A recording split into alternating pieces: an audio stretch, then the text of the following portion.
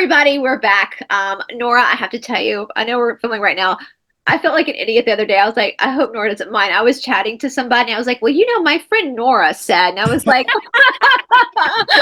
hope she doesn't mind. I feel like we're totally friends. Yes. I was like, yes. We were talking about the brain stuff from part one. When I was like, my friend Nora made a really good point about. Anyway, guys, so if this is your first time being here with this lovely lady, let me go ahead and just show you guys once again her channel. Please make sure you go and subscribe to What's Up with Nora. I will put all the links down in the description box below, you guys, especially when you like talking about like cult shit and like mind control stuff and mind fuckery and all that kind of stuff. Oh, yeah. Such a fascinating talk. Two questions before we get into it, Nora. Have you seen the show Traitors, and have you seen this show Severance? No, to both of those, but where's Traitors at? Traitors is a game show, and I'm not a game show person. It's okay. On Peacock. They have the American, the English, the Australian, and New Zealand. I prefer the American cast because it's old reality show people, so they really mind scramble you. It's a show. It's hosted by Alan Cummings, who is fabulous. Oh, I love it. I love everything he does. It's this show about sabotage, and like there's traitors in the mix. It's very mind. Oh, traitors! Like you're a traitor to the country. I thought you said traitors, like Trader Joe's. Oh, that's my southern accent. I might have said it that way. Traitors. I put Traitors. It's the Trader Show up in Scotland with the Alan Cummins guy. Cummins, you know him. He's Scottish. That guy, he wears a dress sometimes. That man. I love him so much. He makes it as the host. But I would love in Severance. They just released season 2. I know, so I'm like not watching anything because it keeps popping up on my Apple TV Plus, and I'm like, no, skip, because I haven't seen season 1. Go to season 1. It's about this company. It's a very. The reason why I asked you guys. I saw but see, like I've just finished Silo. Have you seen Silo? No, but I will write it down because we're always Silo. And then I just started last night with my kids this brand new show called Prime Target. Just go watch the trailer for that, y'all, from Apple TV Plus. Prime Target. I'm like, sucked. Like the first episode, you're just like, what? And it was really late, so we couldn't watch. There's only 2 episodes out right now because it just started. Oh, that's we have to do that as kids, but now we've been spoiled. Like, I will give me the whole season. I know we are not sponsored by Apple TV. Just so you guys know, this is just out of the goodness. Tim, call us if Apple TV wants to sponsor us. We both be totally. I will watch every show and talk about it, please. But this is just out of the good. But Severance. I will say, so the whole concept in this, and we're going to get it because this kind of touches into Scientology. And I was, my boyfriend and I had said, this is very Scientology. Like, this is very L. Ron Hubbard. And then I went and watched, because some of these YouTube channels, people will like deep dive into these shows and take a lot of time. And a lot of them also brought up L. Ron Hubbard. So I was like, okay, so we're not the only ones. And they haven't said anything like that. They got, maybe they're afraid of Scientology, and that's why they're not going to say this. Oh, 100%. They're very litigious. Right? So it's about this corporation called Lumen. And nobody really knows. It's kind of the mystery of like what they're doing.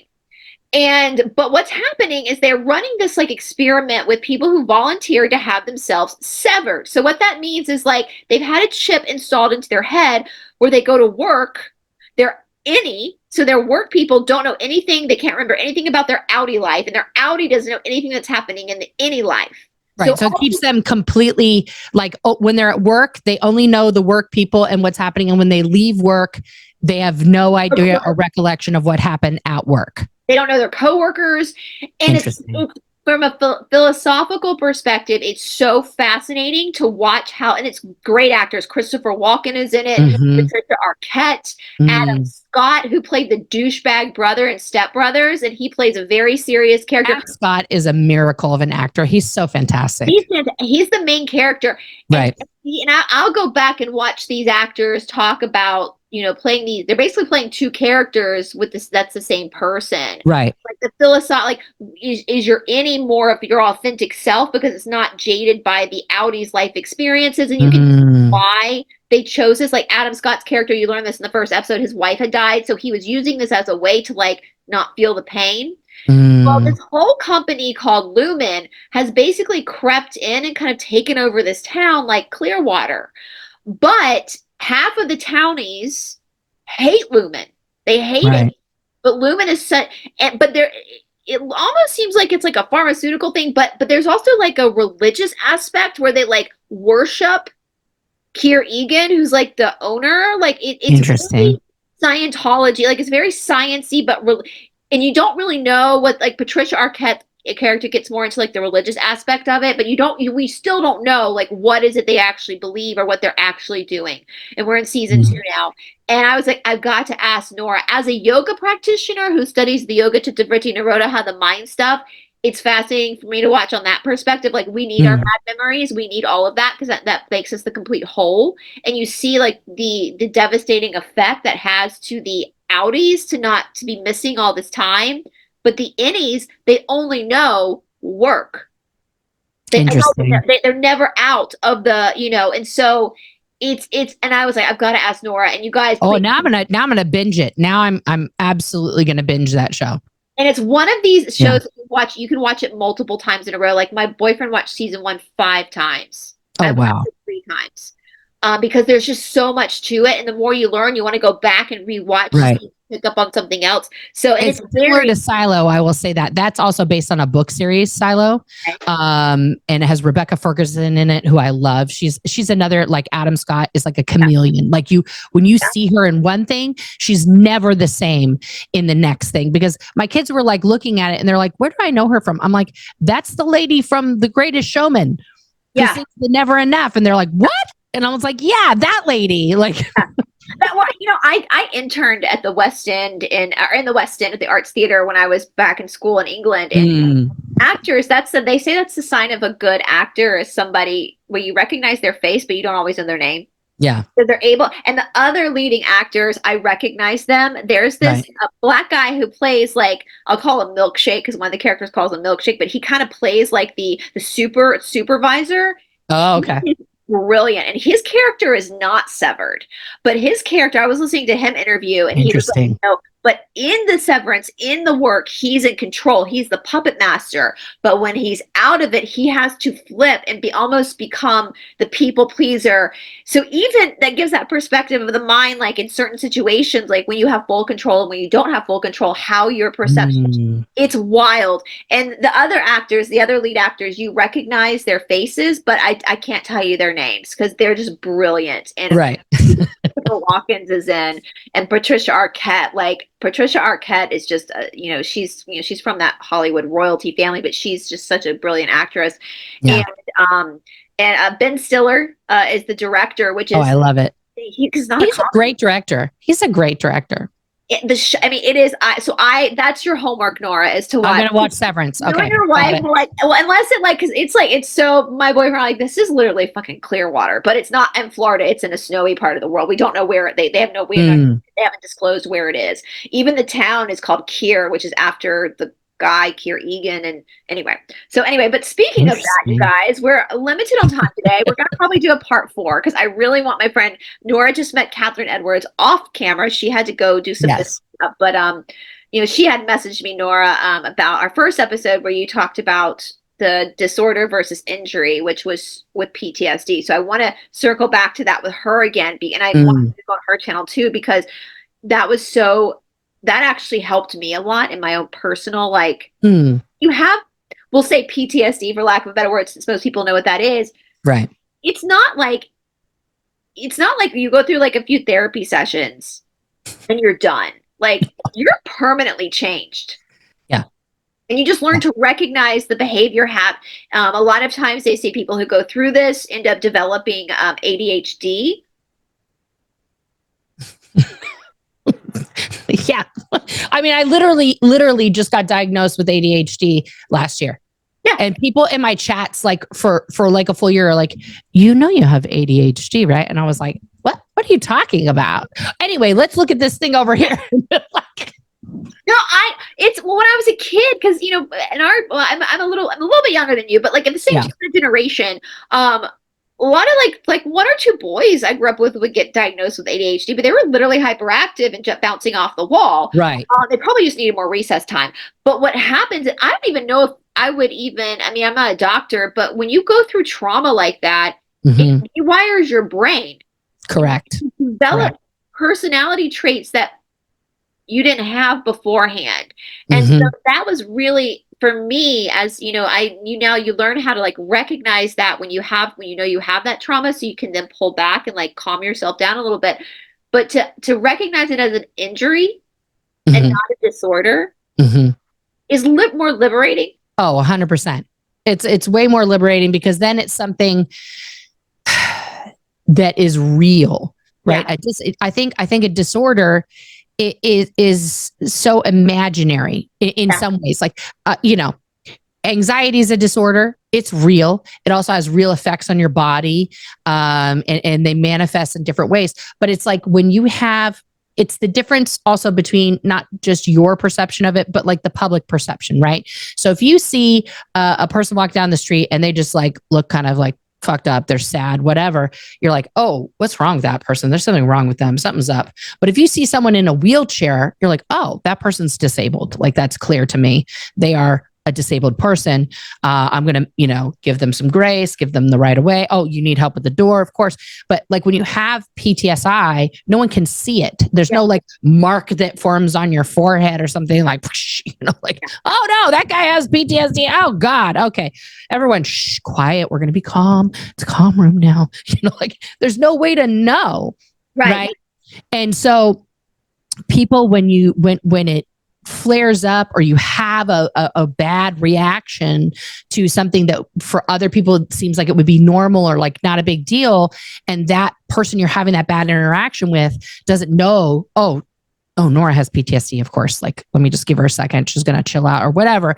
In society, we tend to be very judgmental and harsh with people who are suffering that, unless of course the one exception that we've all made is like veterans. If we see like a guy who's got the cap on and he's like, Prah! And you're like, okay, well, that guy's got PTSD. We're just gonna, you know, thank you for your service. And we just, you know, we give that grace. We allow that person the behavioral traits that all of us have who have PTSI, right?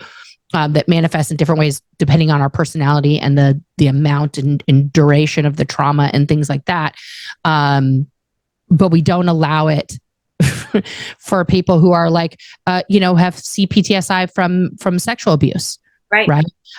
We don't, and also it's very gendered too. Like, let's just face it. We give a lot more grace for a man having a fit than we do for a woman.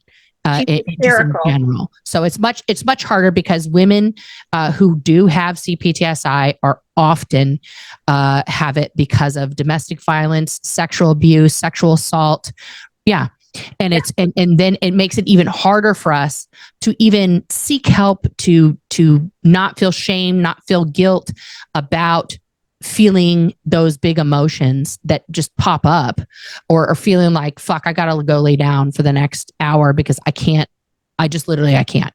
Like, I get dizzy. I'll get like a dizzy spell when I feel, and I have to shout you out. I wasn't planning on talking about this today, but since we're on that subject, in one of your videos that you posted, you pulled up Poe on the Go, and is he even still on YouTube anymore? Someone said he left YouTube. Well, and that really, like, I was so thankful that you shut, because so with part of mine, I mean, my complex is, you know, it builds up, but I think I had almost been like murdered one night by my fiance. I didn't know at that time that with he was a narcissist, that I found that he was cheating, you're not supposed to confront a narcissist. Oh, no. I didn't know that. You know, I thought he would just fess up to it. Instead, I ended up with his hands around my neck, and the dog shat on the floor. And anyway, the next day I'd gone to the police station with my parents I called 911, but he had ran off. So, anyway, I went to the police station with my parents the next day to file a police report, and everything. And the cop sat there with me. My parents are in there, and literally said to me, well, what did you do to piss him off? This is after a long time of gaslighting too. So there's a lot of other stuff that goes on, which we can get into when we look at narcissistic personality disorder. And then to have a cop like not refuse to fill out a police report. Yeah. And so when you brought that up with Poe, and he's being an ex-cop, and it took me a long time, Nora, after that, this was a long time ago, to actually heal my fear of cops. Yeah. And be able to actually know. I mean, I know that logically, but just instinctually know that, like anything, there's going to be good ones and bad ones, and it's the always, yeah. And we actually lived beside a cop for a while, and that really helped because he was such a great guy. He was so nice, and he's really helped me a lot with other stuff personally, just with being part of the APD. But and the fact that Poe sat there and responded. What was the question you asked him? Like, did you support? It was, and I will admit, my question was very sassy, and it's caused a lot of division. But I said it was a chat that I had put up because I wasn't on the screen with him. So I said, that basically I don't remember the exact quote, but basically I'd asked him, do you stand with the victims of, narcissistic abuse or not? Like, are you going to support the victims of narcissistic abuse or not? And I had mentioned in the comment, like, that that Aaron has done a lot of things, that are, characteristic of that. Why does he get a pass every time? And or are you going to stand with the victims? Right. And his response, he read it out. He apparently didn't know it was me because I had a recent channel name change, which just tells me that he wasn't paying attention because this had been weeks. But anyway, and he just looks right in the camera and he's like, how about shut up? Like, I mean, I really wanted to shake him. Like, you are talking to women.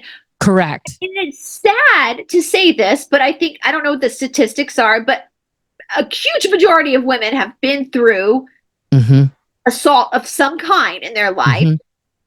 It doesn't matter. I'm not going to get into the semantic of what's worse. When you feel that as a woman, and to have a cop respond that way. Now, with that being said, are there women that will fake stuff in order for vengeance? There's always, listen, I have an auntie who fucking used the fucking, what's that called when you're on disability system for she abused that for years. She used, she was just putting on casts. I don't know. You know what I mean? She was just a wild con woman. Right. So okay. Yeah. There's always people out there that are going to, try and revenge their boyfriend or girlfriend with a false accusation. Now, the thing that's happening a lot, which I find completely sadistic and just awful, is people threatening parents, like, I'm going to call CPS on you. I hate that. Something bad on the internet, or I disagree. I'm calling CPS. Like, don't ever threaten someone's children and the bond between, because first of all, again, there's a lot of good people in CPS and there's a lot of not good people who are just there to do paperwork, and they don't give two F's about what's actually going on in a child's life. They get a report, you're a bad person, that's it, they've written you off, but when we're getting into this super escalation of things, in my opinion, Poe's reaction to me was completely irresponsible because he didn't know who I was. I was some random lady on the internet. Like, why would it be appropriate to respond to anybody that way? And in later conversations, and what I've been told from other people who've talked to him, because he's never talked to me personally, was he didn't know it was me. He would have had a different response if he knew it was me. And now all this stuff. And then apparently people's response to my video, right, where I did the how about shut up and became this basic meme.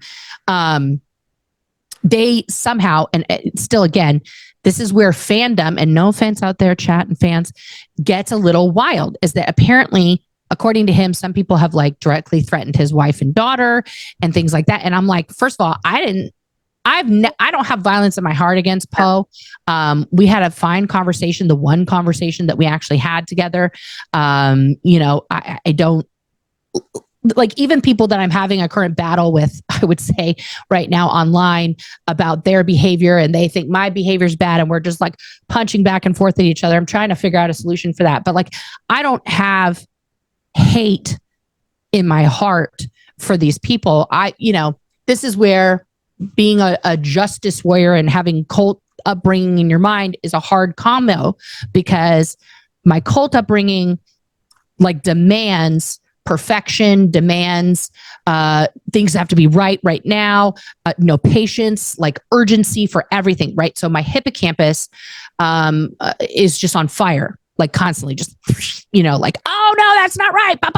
That's trauma too. That's also that's an absolute trauma response. That as soon as something happens, even if it's a mild thing, like, oh, you go to Starbucks and their coffee's wrong, like, that's it. It's a trauma response to feel completely wronged at minor slights. Like, that's one of the questions I think that they ask you for, like, to see how much trauma you have. Do you get upset at the smallest thing? Like, yes. That is a trauma. That is trauma. That is trauma living in your body. That's why it's now more appropriate to classify it as an injury versus a disorder, because it is literally like your cells reacting to help you. They think we're help. Fight or flight. You're in danger. You're in danger, danger. But it's inappropriate to what's happening actually in front of you. And so it does give the perception of like that person's like wild. That person is like, and I know we want to get into today where I know we're short. So you want me to talk about when we don't get today, we can get to next time too. So okay.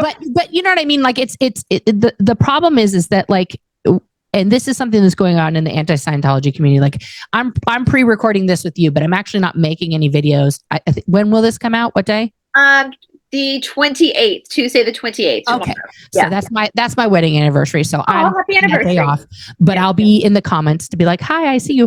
I'm going to start doing videos again Wednesday because I have like all these appointments today. And this is something that I'm learning. Like, you have to say yes when you can say yes, and say no when you really can't fulfill all the obligations that are in front of you. Because part of the Scientology indoctrination is, as a Sea Org member, as somebody who's in the ecclesiastical, super religious body, you are told in several different references and in the code of a Sea Org member that you are capable of any job, trained or not.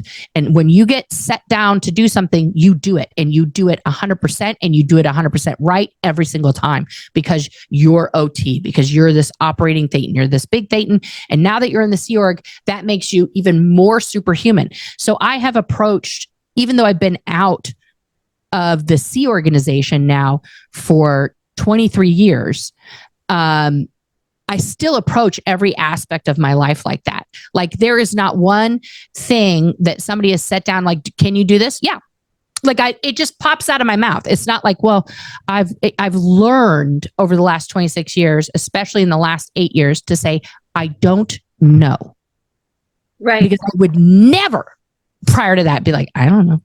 Do you see that to me though, as with that, and I get that, like, that's gaslighting too. They're setting you up to be gaslit when they say you can do any job, trained or not. And then they hand you a scalpel and say, remove that person's appendix. And they don't do it right, and they can get it just sets you up for so much. And I've had to learn that I don't know isn't okay, and rescheduling. And I will say too, like, for those who are just realizing you might have some trauma issues, what we're talking about, even for me today, so next week is my birthday. And so we have to get our car registered, right? In the United States, your emissions test, all that kind of stuff. I have like over a week to do it. I will have panic attacks over something that is not, like, I literally have like a whole week. And I was having like a panic attack with my boyfriend this morning, trying to figure out when I'm going to get that done. And then the task becomes so much more overwhelming. Right. Than it actually is. You literally literally going to the DEQ and they stick a thing in your tailpipe. It takes like 5 minutes, and you're like, it's life or death. Exactly. And I know that is a sign of trauma, that is so for those who are watching that, for what Nora is saying, if that is something that you recognize in yourself, because I don't know about you, I mean, you came from a cult background, and I know for me, there's definite incidents, obviously, but sometimes people don't even know they have trauma. Your body, we are, as human beings, we become so resilient and adaptable that it just, I remember my therapist, I have this thing where I have nightmares almost every night, and I've had them since I was in high school. I thought that was just normal. I thought everybody just had nightmares every night. And my therapist was like, no, that's a sign of trauma. night terrors. When I'm by myself, I have to lock the bedroom door because I will leave. I will walk. I will run out of my. And when my boyfriend's here, it's obviously he's here, but or my dog is here. But that's not normal. That's not a normal behavior. And I just thought that was just a funny thing some people did. Yeah. And so if these are, and that's why it's so important. I applaud you for really going there with the narcissism, Nora, because narcissism, it's not just the relationship of one, it's also organizations like Scientology or religion or an exercise class, and these behavior patterns that are inflicted upon you that injure you. It's like when you skin your knee.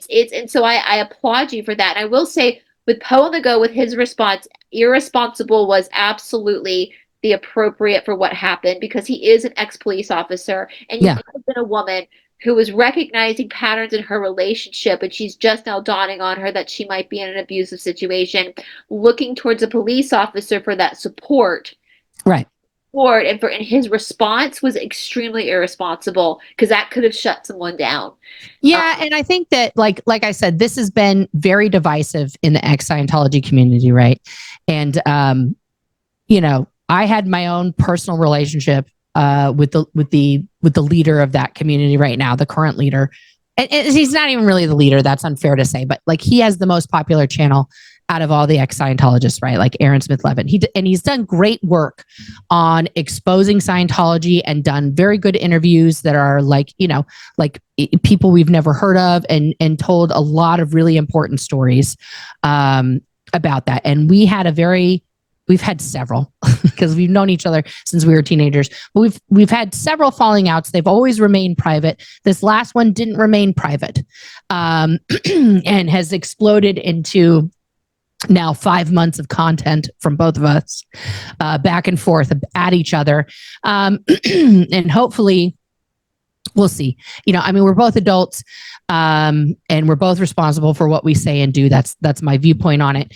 But it's caused a lot of division. And when that video came out, which is now gone, from his girlfriend Jenna, about her experience, that she had experienced. She made 2 videos, and then she made a 3rd one. That they're all down now. She's like, basically like, guys, here's what I'm doing. Here's my channel. This is what I'm going to talk about. Like, I want to keep my private life private, and I'm going to keep this channel is what I'm going to tell to you guys. And I think that's also very healthy, because as a cult survivor, Scientology programs you to have no secrets, to just like literally, you'll meet somebody in a bar and you'll just like have told them the worst thing that's ever happened to you, and they are like passing out because it's awful, and you're like, oh no, I'm sorry, that was just Tuesday. Like, oops. Wow, okay. And people are like, wow, she is way too much, because like, you're not allowed to have like the severance, right? Like there's no innie. Everything is everything is outie. You all your thoughts are outie, everything. So it's like retraining your brain to be like, oh, that's an inside. Like, I'll even say it to my kids, like they'll just blurt something out. I'm like, that was an inside thought. You just pop that one right back in there. That's not a share. That's a go dear diary. That's, put it in the diary. when that's a sign of trauma, when you over explain. Yes. Yeah. Yes. Yes, 100%. I do that. I am, it's me, just literal verbal barf, just, blah.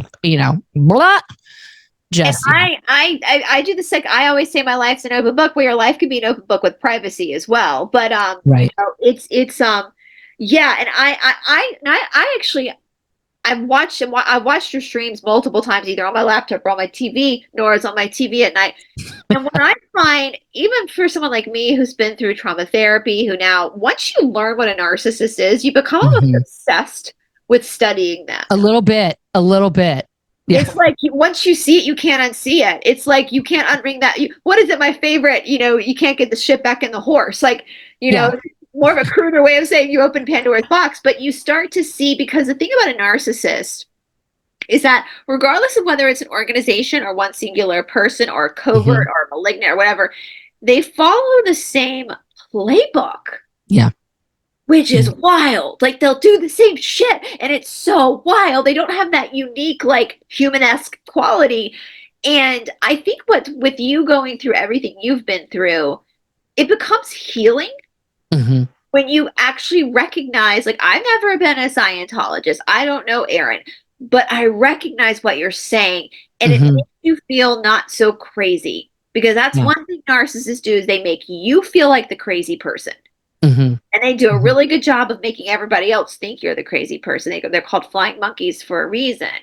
And so I think and I've noticed people who've never dealt with a narcissist don't really get it. They don't get it. And I think also the age of the internet has changed the game, right? Because if we were around the clock to like the 1980s, right? Or early 90s, when we were like in high school, junior high, right? And there was always little cliques. There's always like the cool kids, the drama nerds, the punk rockers, the burnouts, right? Like it's this whole, like, we've seen these tropey movies over and over again, but it's very, very true. Like The Breakfast Club and all this stuff, right? Where they have like all these people that are from the different clans, essentially, of high school, that end up in detention together, right?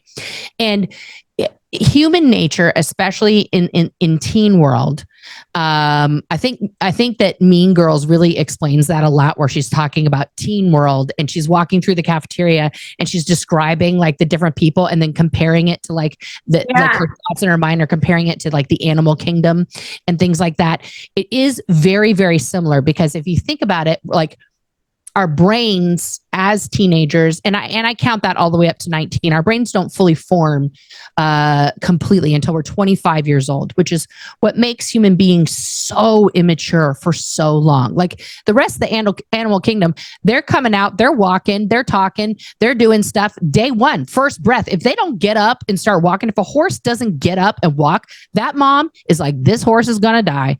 Peace out. And we'll just leave it. Won't fucking, like, we'll try a little bit, but if it doesn't get up and isn't able to like do the thing, she's like, well, I'll just go get pregnant again and do it again. Because that's like the difference between humans and other things. Like, we are born in a state that is not complete. We are very incomplete. We are like fragile. Our skull isn't even fully formed. Like, nothing happens with the body. We can poop and we can eat, and that's it. We can't hold our heads up. We have no necks until we're like necks. We got nothing, except for my second son was born with like this really long neck. So he would just like flop. This is like a floppy, like I was like, oh my God, his head is going to fall off of his body. Like I put him in the car seat and try to like put the little pillows by his head to hold him in. And then he'd fall asleep. And I'm like, oh my God, like his neck is going to fall off. Like, it was just so crazy. My first son, it was just all rolls. Just it's like, no, I mean, they can't, toddlers, you can't even get your hands above your head. They can't. They can't clap up here. Don't tell a toddler to clap your hands up here. That's mean. Their little hands are like, it's like Tyrannosaurus Rex, you know, they can't do it. It's awful, right? But all these other animals in the animal kingdom, like within a year, they're on their own. Yeah. They're living their life. They're like, I got it. Now I've got the tools for survival. Some animals even less time, but within a year, most mammals are off. Some animals are born, their parents aren't even there. They pieced out. They just fucking laid an egg on the beach and they were like, figure it out when the egg cracks. You know, like, look at tortoises. Humans have had to help tortoises by shooing away all the vulture birds, which is part of life, to be like, okay, tortoises, you guys can all make it. We're going to make it. Like, no, some of those tortoises, I hate to say it, it sounds cruel and mean, aren't supposed to make it. Like, they're supposed to be eaten, you know, and that's where humans, it's like, we all have to live. We all have to like experience. And we get into this weird thing where now, as we've grown and our life expectancy has grown, right? We expect, oddly, more from children than we do from full-grown adults. This fallacy in our country, because you're legally an adult when you're 18, right? Because that was put in place, guys, when people lived to be like, 30. Yeah, so right. They were half grown at that time.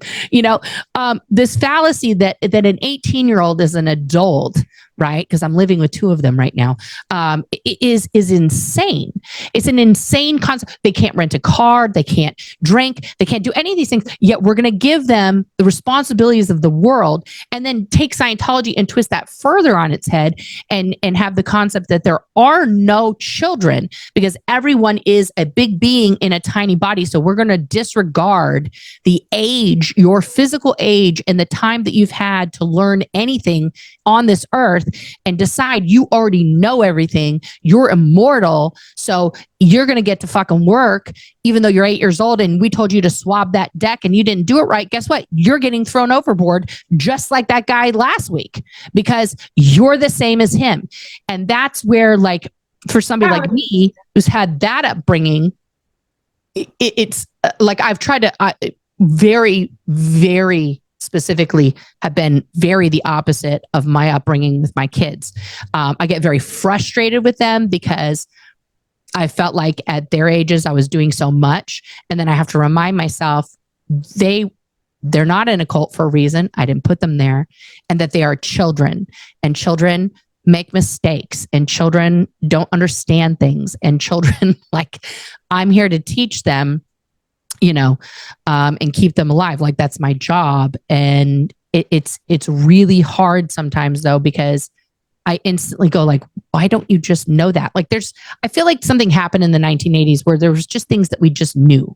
Like we just knew how to turn on like a gas stove. We knew how to cook things because we were alone so much. That it was like, I never sat at home and just sat on the couch, you know, watching TV, and then 8 o'clock rolls around. My parents are finally home. I was like, what's for dinner? I would have, are you joking? I'd be in bed before they got home. Yeah. Like, you're not going to just sit around on your butt and be like, well, these people are going to bring me some food at some point, so I'll just fucking wait. Like, do you know it's what you're talking about too? I keep thinking, because we see this a lot with like the, what was the shiny happy people, the Duggar cult? Oh, yeah. Parentification. And it's almost like that's happening in Scientology too. Even though you might not be responsible for your siblings, you're not being parentified, but you're being adultified. And you're right, because children are one of my favorite Instagram, and I can't remember the name of the page, or maybe it's TikTok, one of those. It's this guy who just collects text messages from teenagers. Oh, the text. I love him so much. It is the funniest stuff, you guys. And all he does is just show these text messages. He just shows the text and he just sits there like this is, and to be, I feel like, you know, and if I know, from what I know of the energetic body, like that last chakra, has not developed yet when you're a teenager. So that's why teenagers sometimes are running around with all this information, but no wisdom, right? Like, right. Yes. You know, it's just, they do stupid shit, you know? They just say stuff and you're like, what? Yeah. It's you know, and it's and what was it? I have to look this up, but in the Roman Empire, I believe they made the legal adult age was 33 or something, which makes a little bit more sense to me. Like, maybe that's why the Roman Empire lasted as long as it did. You know, I'm like, yeah, that makes, I don't feel like I totally had my, you know, my life adultified until I was in my third, like, you know, like really. But, I mean, can you imagine? Just imagine in America where the adult age is 25, when your brain is fully formed, and you're expected at that point at 25 to be fully functioning, you know, be able to take care of yourself fully at 25, and also like raise all the things, drinking, voting, everything to 25. You have to be 25 to do all of those things. And your parents would be, you know, still in charge of you and obligated to feed and water you on a daily basis until you're 25. Okay. They have a 25-year commitment. You know, now it's an 18-year commitment. We're talking about like a lease type of thing. But like, you know, if our parents had to do that and they knew that from the beginning, like I'm going to consciously get pregnant and raise this person, have this person, whoever they become, in my life for 25 whole ass years. Okay. Like, I got to make sure that they learn all the things necessary. I think societally we would be very different because if we respected the actual human experience, right? Of what it takes to grow up, what it takes to be able to learn the things that we need to learn to actually survive and navigate the world and become more of a whole person. Right. You know, how many kids go to college at 18 and just burn out because it's the first time they've ever been away from home. It's the first time that they have to, like, you know, cook meals on their own and remember to do all this work, and there's nobody there sitting go, did you do your homework? What do you have to do? Let's go over your planner. Let's do this thing. And then on top of that, they got to like sustain themselves on mac and cheese and peanut butter and jelly sandwiches. And they don't got the meals being made for them, or they're just eating at Taco Bell or whatever. And they can't take it. It's like all of a sudden they went from no pressure and being helped to like, you're on your own, kid. You're 18. Have fun. Yeah. Oh, yeah. It's like, what? And I've often said with like college, like, and this is not true this is a rarity. If you have good parents who are going to be there for you and call you and check on you, it is kind of that second so you can fuck up some, and you have mom and dad there to help, but not every kid has that. Right. And you're right. It's like, because I remember for me, Nora, growing up, like we had to make our beds every morning. We had to I had to do my own laundry starting at the age of 12. Like we had a lot more tasks that were given to us that did help. But even going out on your own, like, and I'm sure this is the same for people who leave the Sea Org. I didn't know how to, like, speaking of car, register my car. I didn't know anything about taxes. I still don't. I mean, my parents still help me with taxes, and I'll be 42 next week. So I pay somebody to do my taxes. I'm not learning that. That's too much for me. What is these numbers, math? I don't know. That's not for me. I just, you know, you have to learn how to like pay your bills. Like, you know, when you got to pay the water bill, you got to, and right. I think as kids, when you're that young, and maybe, I don't know, coming out of the Sea Org, even when you're 40 coming out of the Sea Org, are you going to know some of these like little life things that, you know, especially if you grew up in the Sea Org, inside Scientology, and then you spent all of your like when I left the Sea Org in 2002, I was 26 years old. I had never been on the internet. I'd never touched a cell phone. I did not know what email was. I did not know any of those things, because as my peers, like I went to regular high school, I went to public high school, thankfully. So I got that education. But immediately, like before I turned 19, I was in the Sea organization. And so I was cut off from everything else. So while all my friends who graduated with me in 1994 went on to college, and were learning life and like having all those life experiences and partying and like, you know, whooping it up. My 21st birthday was spent at Celebrity Center. Okay. You know, working the whole day. My students secretly got together and made like a banner, and they all signed it and said nice things about me, which was, I got in trouble for that. And somebody bought me some cookies, and like you get in trouble when people like you, right? That are not, you're not supposed to get any worldly rewards, right? Like one of my students like brought in like catered El Pollo Loco for me and everybody else because it was my birthday. And then she slipped me $100 bill and she was like, this is yours. Don't you fucking tell anybody. You just keep it. And I was like, okay. Like, you know, but I got in trouble because people liked me, because people were like, we love you. It's your birthday. It's your 21st birthday. This should be special. And the Sea Org says it's a day. And it's fucking Wednesday, and you should be working harder, not worrying about your, you know, my mom wanted to take me out. She wanted to take me out to a bar. And they were like, why did your mom want to take you to a bar? What's wrong with her? Why did your mom want to give you alcohol right now? It's like, it's my 21st birthday. Like, that's just like a fucking tradition.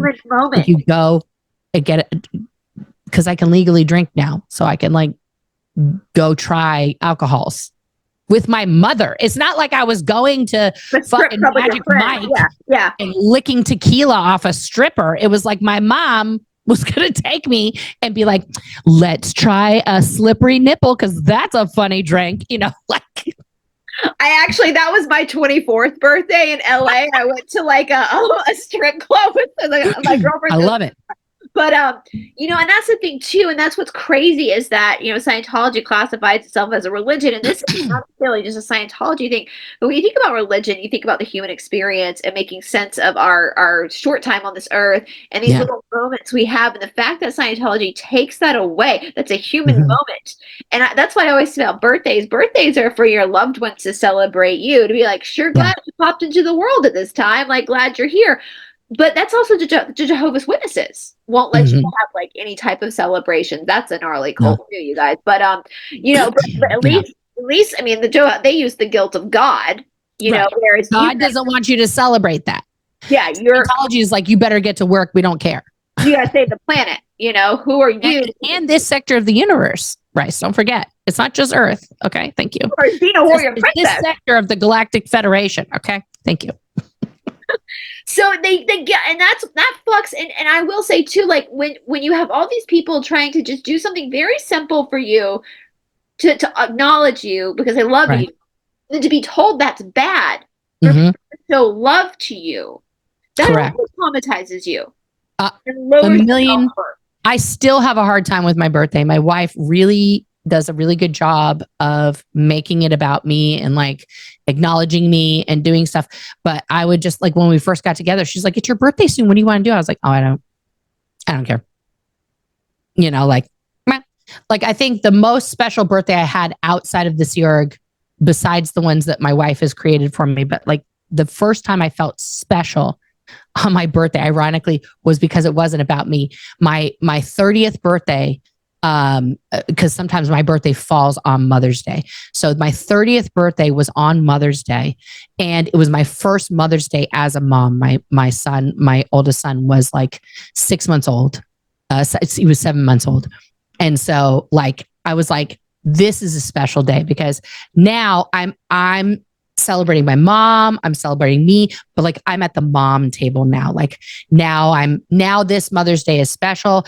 And I was like, really, I'm just celebrating Mother's Day. I'm not celebrating my birthday because especially for women, for some reason, we've been taught since birth, like when you turn 30, you're going to die and you're going to become ugly and horrifically gross and everyone is going to reject you for the rest of your life. So we all have like this thing, like we're building up to our 30th birthday where it's like, it's the end. And it's like 30 was like, it was a breeze. 40 has been my 40s has been the best. I've been loving my 40s. Let me tell you. Yeah. Fuck the 30s. The 30s are when you're like, oh my God, what did I do? Why is all this time wasted? What happened?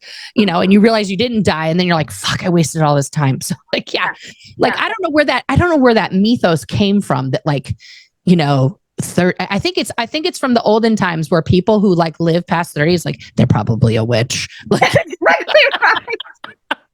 Actually, this might be, so here in this book, my boyfriend's kind of I love that he's kind of a weirdo. So he finds these really incredible topics. Catastrophobia, I have a hard time saying it. Catastrophobia. This goes through all the different things that have happened in human consciousness to shape the way we think about things. Interesting. It goes into like even the witch trials.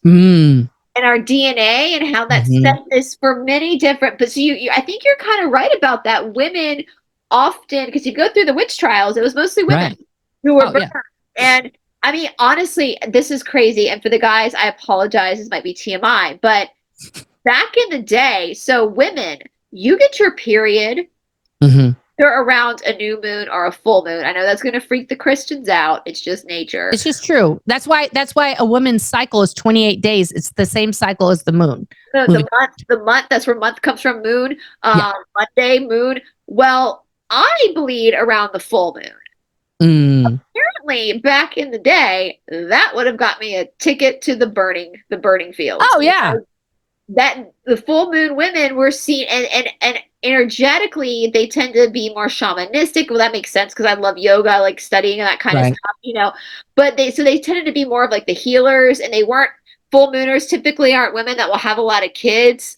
Not by law. This is generally, it's usually new mooners, and that makes sense because you ovulate in the full moon. There's a strong, I don't know, but you know, there's science, whatever. But folklore. Well, that also comes from like, let's face it, back in the day, we were much more in tune with our own circadian rhythm, and we weren't living under this artificial lifestyle that we live now. Like, I mean, I have a light shining on me, you have a light shining on you, and in my garage it's pitch black. Okay, because that's where I'm in the garage, guys. Oh, and I forgot, what am I doing?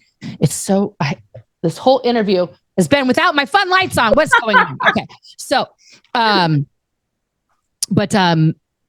back in that day, you know, you have to look, people lived their life according to exactly what was happening around them. They really lived in that now. They were probably, in my opinion, far more present with what was really going on around them than we are at all today, even though we're more, quote, connected than we've ever been, because you and I are doing this over the magic of the internet. You're in Atlanta, I'm in Oregon. We can see and talk to each other. We can hear each other. And then we're going to broadcast this to the world where anybody in the whole world can watch it if they choose, which is like, you know, back in the day, this would be voodoo, but like, this would be witchcraft, this would be sorcery.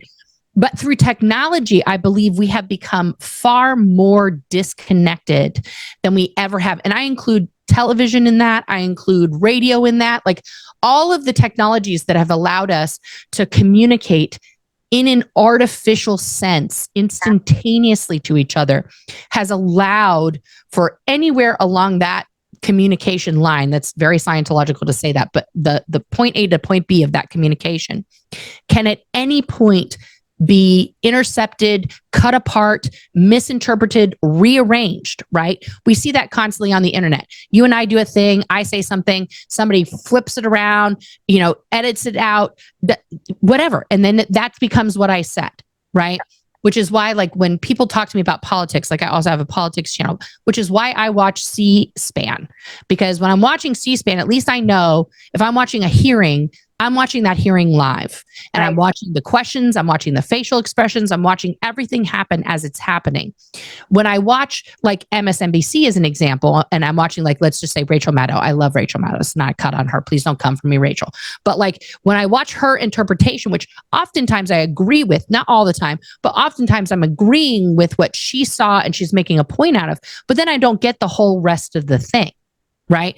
And that's what happens with all of us. It's like, if you aren't, you know, you and I have talked a lot off camera, so we have, like, you know, a connection in that respect. But when you go and you sit down with your friend at a meal and you're breaking bread with that person and you're talking about the things and you can see their eyes and you can instantly tell, like, uh-oh, I said something bad. What happened? Right. Yeah. Like because you can feel the energy from each other about it and hype each other up or upset each other, or you're both crying together. The emotions flow together like that. So back in the day, the sun rose, people got up, they did their work, and then it started getting dark. It was like, okay, now it's time to wind down. We're going to head to these little taverning places and get ourselves a little fucked up because we need night juice, and then do it all again. But people weren't beholden to the clock like we are. Like, we invented these watches and things to create a semblance of unity so that we could be like, well, it's noon, you know, it's noon here, which in Atlanta means it's 3:00 for you. Yeah. Right. And so now we have this exact thing, but it's like your noon already happened. Right. And we're not in the same place. We're not in the same experience. We're not in the same, none of us, except for when we're right next to each other, are in the same reality. And I think that's something that, like, our brains have forgotten, because technology makes everything seem like right now. Like, and but it's not, though. It's such like a false reality. Like, I'm sure you can feel that, like when you're practicing your yoga and you're very aware of where your body is, how you're moving it, how your breath is, right? And then as you're teaching, you're also being aware of yourself, but you're being aware of the people in front of you, because you have to make sure that they're experiencing it in the way that it could be best experienced, right? Like, if their pose is a little bit off, or like they're not breathing enough, you're like, hey, you got to do, like, watch me and then do that. And that's kind of like some of the art that we've lost through the rise of technology, is that it's so disassociated, kind of like Severance. Like, it's so just, we're so separate, we're so different that we don't, like, have that connection to reality. Everything's real now, even though it's not. That's why misinformation and disinformation is so easily absorbed and so easily believed, is because everything is real. We don't have to see it. And we could do this next week. So I really want, because there's actually, I was watching one of these other channels that's also breaking down the situation with growing up in Scientology. He popped up, and I have to learn. I saved it on my phone, but I'll have to dig through it. A term that's been created by truths that aren't truths, that are created on the internet. And so there's an actual term they've created now. I got a terrible explanation of this definition, guys. For the next episode, I'll have it, because I thought, oh my God. And I think we, even taking the growing up in Scientology out of it, I think any YouTuber has experienced this. Like I've had wild conspiracies created about me, you know. Completely. I mean, it's fascinating to see what I'm up to. You know, like I always laugh, like whatever government agent is watching me right now, they're like, this bitch is so boring. Like she does nothing. I know, right? And it's like, what's funny to me is like, I have my own personal troll.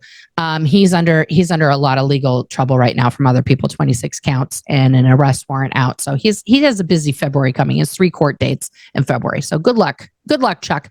But like the things that he has made up about me and stated as like fact that he's found out, I'm like, bro, like literally, I've passed a leads check. I can work in law enforcement. I don't know what you're talking about. Like this is, if for those of you who don't know, like if you ever go work in a law enforcement or government agency, they do you think like, you know, Cisco does a background check. They just hire somebody and they check like a real, like when you pass a law enforcement check, like if I were not out of shape, I could go work for the FBI or the CIA or whatever. Yeah. I'm good. My background is good. Yeah, but it's just like, it's literally like, and then you want to come up with like weird, just like, I don't know, like pulling out of orifices. I don't know, these things that are just, and it happens because like what I'm saying is like because nothing is real anymore. Everything is real. Yeah. Do you know what I mean? I mean, because I know one of the craziest conspiracies, I know you'll get it. So there is this, and I love digging into conspiracy theories, guys. Don't get me wrong. Even I love entertaining everything. I mean, it's wild. But so there's this theory out there with Princess Diana. Now, I think definitely that the royal family had their hand in that. I do.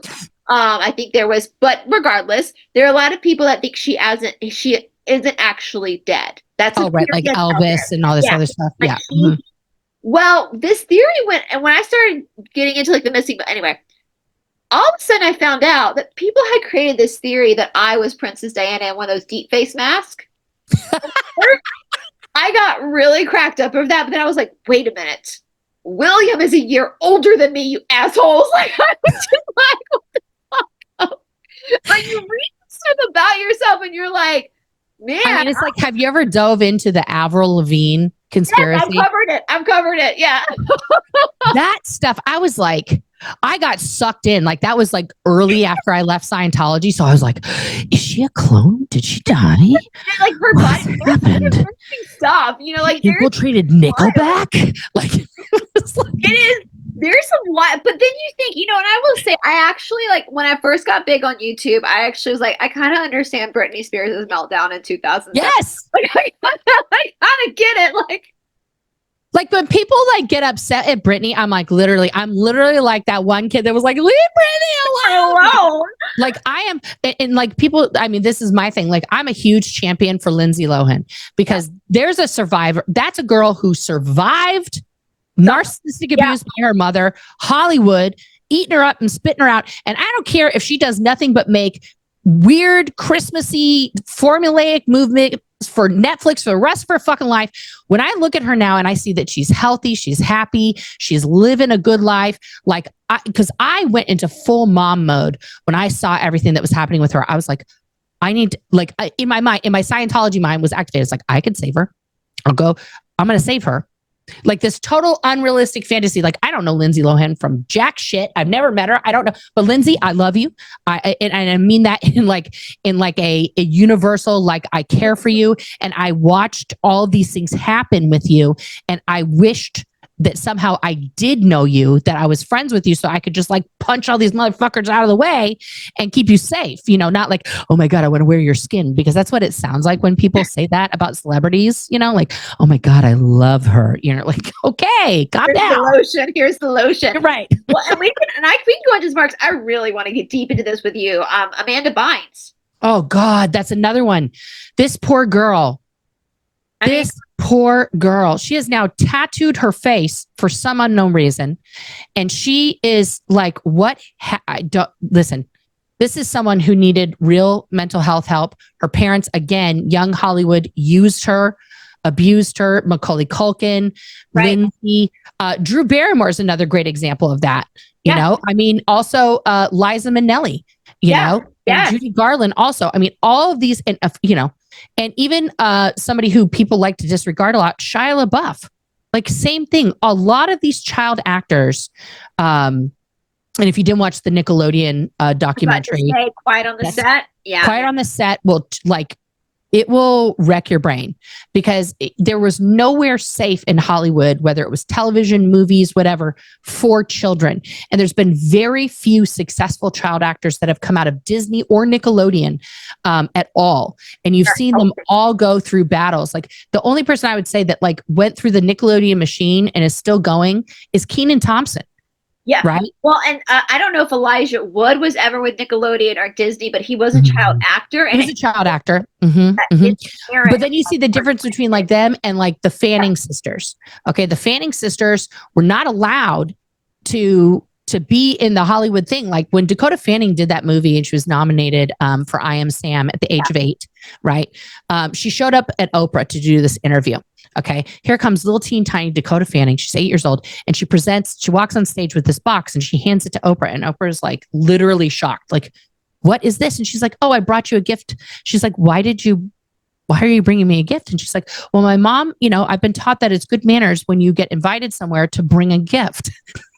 And so Oprah opens this up, and it's this beautiful hand crocheted scarf. And she's like, oh my God, this is beautiful. She goes, oh, I made it. And Oprah's like, I'm sorry. You did what? She goes, yeah, I crocheted this. She goes, I've been crocheting for a few years now. And she's like, what? She's like, yeah, I started crocheting when I was 5. And so, I've gotten a lot better at it, but I wanted to make you this scarf because, like you're interviewing me. And I just wanted to say thank you for this interview. And Oprah, at that moment, I was like, if aliens came to Earth, I want this 8-year-old girl to be like, I am the representative of humanity. I brought you a scarf. That's her parents, right? To be. Her parents were both teachers. They gave her and her sister Elle allowances. They're like, oh, you got nominated for an Oscar. You just got $1 million for your last movie. That's fun. You have homework. Go do your laundry. Okay. Thank you. I mean, that is there. I mean, there's, and Hollywood itself, I mean, we're learning more and more about it. It's a cult itself. Like, 100%. 100%. Fair game.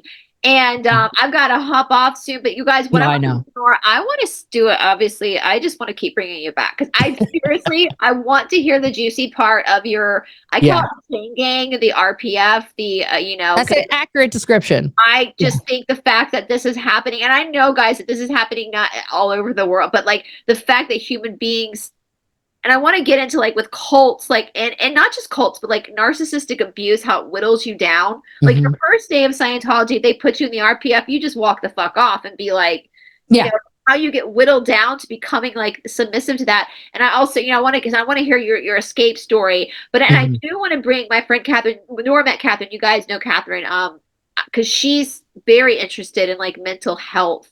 And I said at the beginning, she called me right away after your first about the whole injury thing and how fascinating that was.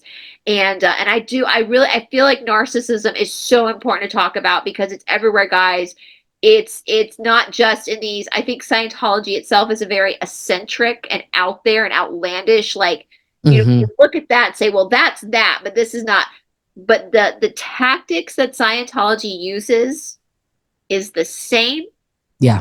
Tactics as an abusive boyfriend or girlfriend or wife or whatever. It's the same. Yeah. You can find this at a freaking cycling class. You can find this in yoga communities. I mean, that pisses me off the most when I find it in yoga. Yogi Bhajan, they just did a whole series on, and I've been calling out Kundalini for a very long time. Is that the guy, the sweat guy who was doing the hot yoga? No, Yogi Bhajan, he died a while ago, but Guru Jagat was one of his like disciples, and she like not mysteriously, she dropped dead very young age, and she was out in LA. Oh, no.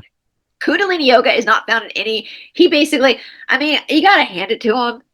He was this postal worker over in India back in the 60s or 70s. He was like, these white people, they're kind of stupid and they're looking for this shit. So he came over and was like making shit up. Like, he's just like, they're going to believe me because I do this. And I'm like, okay. And like, because people don't do research. Again, now we're in the age of information, supposedly.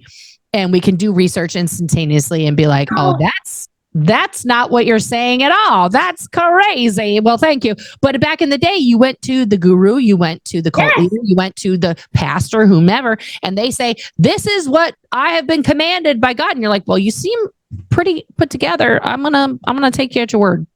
Yeah, Yogi Bhajan, he would have people pranayama as breathing exercises, but he would have people basically hyperventilating and then tell them they're having a spiritual experience. Girl, Oh you should no. totally watch the I can't remember what platform, what it's called. Just Google Kundalini yoga documentary. Okay. Yogi Bhajan. Okay. The Yogi Teas, that was Yogi Bhajan. So like he died like a multi-millionaire. He had a compound in New Mexico. You guys, and I say this, I've been very lucky in the yoga world to get legitimate teachers. Like when I go to India, they don't even know where we're living. Like we have to find our own apartments. We just got to show up for class. They don't give a shit. You know, as long as like you're not, they don't care what you're eating. They're not checking on that stuff. You just come for class like a school, and then you go. And if you're there for too long, it's been months. He's like, you should probably go home now. Like, bye. Like, when's your visa expire? I'm like, I have a 10-year visa. He's like, you should go. So I've been very lucky to have like legitimate teachers. That's awesome. But when you are desperately seeking, because I always say people don't go to yoga classes because they're happy. Like, I don't think people show up at a Scientology event because they're happy. They're looking for something. They're looking for something. And when you are in that position and you are the person giving that information, it becomes your responsibility to. And my boyfriend's really, really good at that because he's one of the most senior teachers here in the Southeast because he went to India at such a young age. That's why he's up there. And he has a busiest shala in the Southeast. And he has students that lionize him from time to time. And he's really good at shutting it down, shutting that shit down. I am just your teacher. You know, and he's very aware of that, like how easy given to put in the wrong hands of someone but I don't think, Nora, we can get more into this next time, that people who are empaths, I know we have like everybody has narcissistic traits, but there are some, as my therapist told me, there are some good ones that people, healthy ones, which we can talk about. But I don't think an empath, someone that actually cares about other people, will ever be in the position like L. Ron Hubbard got in. Or like, I agree with you because I think it's and hats off to your boyfriend for being just like, I'm a human. Thank you. We're doing yoga. Keep it. Don't get it twisted, because I think that's a natural human inclination again, because whatever happened to us, like if you look at just real quickly, if you look at ancient cultures, the Aboriginals of Australia, which are still very there, the first peoples here in America and North America, their connection to themselves and the universe is very different than white people. Right. Than the white cultures. Let's just be honest. On how, like, we used to have some gods, we used to have multiple gods, and then like Christianity came and like stomped out all that shit and sucked up all the things they liked about those paganistic religions. But the further and further that we've moved away, again, not just from that interpersonal connection, but from our connection and understanding of our origins and like our connection to the universe itself, we are desperate for like that person, the Messiah, the person who's like, oh, this person has all the answers. I'm doing whatever they say. The chief. Right. We don't understand our own, you know, like personal relationship to all the things. Like I'm reading The Four Agreements right now, which is a fascinating book. And it's fascinating because what drives me crazy about books like that is like, there's a lot of truth, obviously, but then I can see from my cult background, like, oh, fucking L. Ron Hubbard, what a dick. Like taking truths like that and twisting it on its head, where it's like this universal truth, we're from the stars, we're going to go back to the stars. Like that's a very Buddhist concept too. Like, you know, like if you think of life as like a wave in the ocean and we're all part of that ocean, and your life is like this one wave, then you come back and then you're another wave, kind of a thing. Like all ancient cultures have like that similar thing where they know everything's connected, right? And so then Elrond twists that and is like, well, you're a gigantic immortal being in a teeny tiny vessel, and you need to learn how to remember your immortalness. And it's like, what? Like it just takes all those concepts that are inside of us in our DNA and everything else, and makes it bad, in the same way that like all of these things that have come about now, how we treat the land, how we treat each other, how we, you know, stay up weird hours and we don't like take care of ourselves, right? Have created the society that we're in now. And it's like you can't just hit the reset button. You know? Yeah, and the thing is too, it's interesting taking care, because I want to get into that too with Scientology, with how you guys had no room to take care of your bodies, like feed your bodies right. Oh no. Exercise, like do the things you need to keep yourself functioning. And I absolutely, I was about to actually look at my schedule now, but we'll do that off camera because I don't want to like dox. I'm so bad about that, like accidentally. Don't do it. Dox. I've done it too many times. I feel you. So, you guys, but Nora, thank you for this. I actually going to ask our audience if you have any questions about narcissism, because I really want to go into that. I want to go to the end of your story too, because it all connects, guys. Sure. And I will say this, if you're someone that thinks that you are not susceptible to a cult, you're the first person that's going to get sucked into a cult.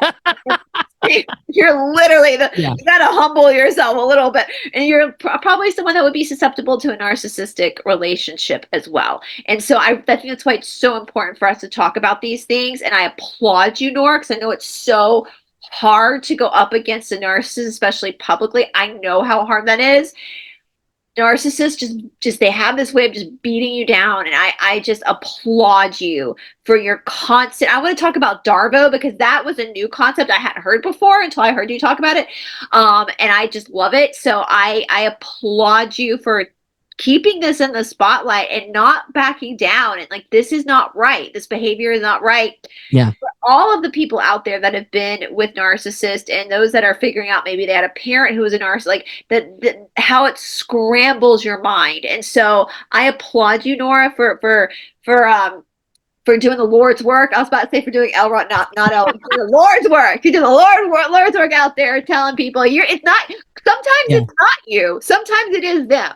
Like, that's what you learn about a narcissist. And so any questions you guys have, just ask them down below, and we can kind of look at them, and I will look up that stuff, those words, that there's a few of them. Yeah, I want to know that. That's interesting. And I'll have to go look at the channel. It just popped up. This guy was a quick video, definitely on your side, like about pointing out some behavior problems. And that's where he found these really, I was like, I hadn't heard that before. These new terms. Oh yeah, you got to send that to me. I'm fascinated. I'll go through my stuff after tonight, and I'll send you, because it was these new terms that have been created because of the internet and what's been established. And you're right with the rhythms, the circadian rhythms, even like the Ayurvedic system talks about that. Different times of days have different energies. So like, I am going into my kapha time, you're still in your vata time, so that creates different where you are. That's a whole thing, you guys. But even traveling, our gurus in India, if you fly across the country, we call it jet lag, but what it is your energetic body is still trying to catch up with your physical body. That's why you're loopy, and that makes a lot of sense, So back in the day, we were on horses. It took a while, so everything traveled together. So, exactly. All right, you guys, again, all of Nora's links are down below. Please make sure to subscribe to her channel and go check out all of her. I know you go live a lot, but go check out all of her lives, guys, where she talks about this especially, because it will really do your heart some good if you're somebody who's been stuck in these relationships where you can see the similarities and know that you're not alone. And this is an actual thing. Like, this is an actual thing, and it's not you sometimes. Sometimes it's not you. Sometimes it is them. Sometimes it is us, but in this situation, it's not you, boo. It's them. So, well, thank you, Nora. And happy anniversary tomorrow. Yes, I will. Wish Nora a happy anniversary. Thank you, guys. So let's celebrate her, because she didn't get all that in Scientology. So make sure you wish Nora a happy anniversary, because it's going to be airing on her anniversary. So yes. Right. Bye, everybody.